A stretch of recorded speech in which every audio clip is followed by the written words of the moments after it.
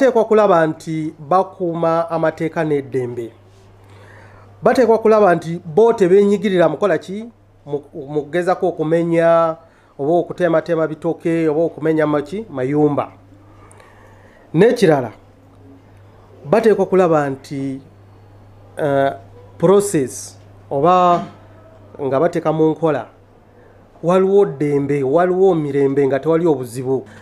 Twafunye okumulugunya okuva ku bantu anti babakubye, waliwo abamu babuze sente zaabwe tebakyagira abasente, waliwo abagamba n'okunoona ebintu by'abantu. Bano tugenda kubavunaana omusango gwa malicious damage to property ne omusango gw'obubbi oba robbery.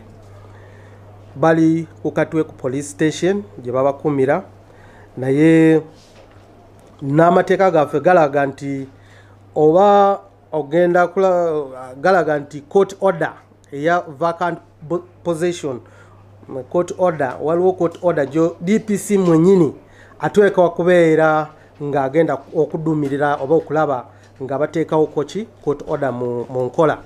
Kati DPC waffe wakajansi tiyateeka mu nkola oba ye mwenyini tiyagenda okola ki okulaba nti court order eno bateeka mu nkola.